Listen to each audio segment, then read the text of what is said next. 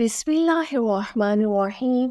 السلام علیکم۔ حضرت تھانوی رحمۃ اللہ علیہ فرماتے ہیں کہ شیخ دھان جو کہ مکہ معظمہ کے ایک بڑے عالم تھے، انہوں نے بیان کیا ہے کہ مکہ معظمہ میں ایک مسلمان عالم کا انتقال ہوا، ان کو دفن کر دیا گیا۔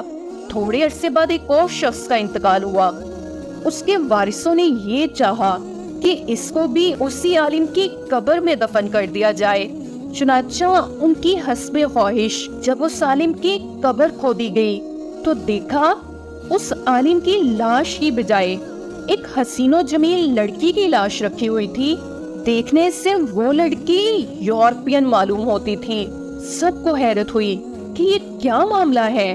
اتفاق سے اسی مجمع میں ایسا شخص تھا جس نے لڑکی کی صورت دیکھ کر کہا، میں اس کو پہچانتا ہوں، یہ لڑکی فرانس کے رہنے والے ایک عیسائی کی بیٹی ہے۔ یہ مجھ سے پڑھتی تھی اور درے پردہ مسلمان ہو گئی تھی، اور اس کو میں نے دینیات کے رسائل بھی پڑھائے تھے۔ لوگوں نے کہا اس کے یہاں منتقل ہونے کی وجہ تو معلوم ہو گئی ہے کہ یہ مسلمان تھی اور نیک تھی، مگر اس مسلمان عالم کی لاش کہاں گئی؟ اس پر لوگوں نے اس شخص سے کہا، جب تم حج سے فارغ ہو کر یورپ جاؤ تو اس لڑکی کی قبر کھود کر دیکھنا کہ اس میں اس مسلمان عالم کی لاش ہے کہ نہیں۔ اور ایک سورج شناس کو بھی ساتھ کر دیا۔ چنانچہ اس شخص نے یورپ آ کر اس کے والدین سے لڑکی کا حال بیان کیا۔ اس واقعہ کو سن کر ان کو بڑی حیرت ہوئی۔ بالآخر یہ رائے ہوئی اس لڑکی کی قبر کھودی جائے۔ چنانچہ قبر کھودی گئی۔ اس کے تابوت میں اس کی لاش نہ تھی، بلکہ اس کی بجائے وہی مسلمان عالم رکھے ہوئے نظر آئے۔ جب اس واقعے کی اطلاع مکہ معظمہ والوں کو پہنچی تو لوگوں کو فکر ہوئی کہ اس شخص کی لاش مکہ معظمہ سے کفرستان کس سبب سے منتقل ہوئی۔ سب نے کہا اس کی بیوی سے پوچھنا چاہیے کہ اس کا ایسا کون سا کردار تھا جس کی بنا پر اس سے یہ معاملہ کیا گیا، کیونکہ اس کے صحیح حالات کا اندازہ اس کی بیوی سے ہی ہو سکے گا۔ چنانچہ لوگ اس کے مکان پہنچے اور دریافت کیا، تیرے شوہر نے اسلام کے خلاف کیا کوئی بات کی تھی؟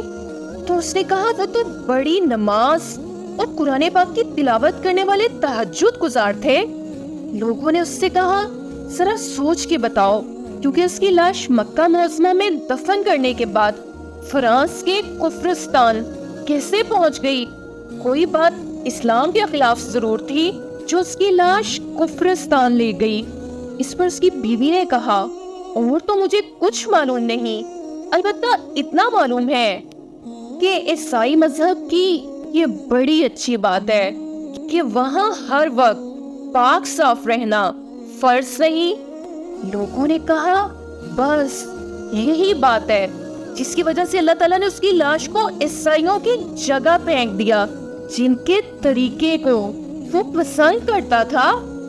دیکھا آپ نے کہ ایک شخص بظاہر نیک اور پورا مسلمان معلوم ہوتا تھا، مگر تفتیش کے بعد معلوم ہوا کہ اس میں ایک بات کفر کی تھی کہ وہ کفار کے ایک طریقے کو اسلامی حکم پر ترجیح دیتا تھا، اور چونکہ کفر کا اچھا سمجھنا بھی کفر ہے، اس لیے وہ شخص پہلے ہی سے مسلمان نہ تھا۔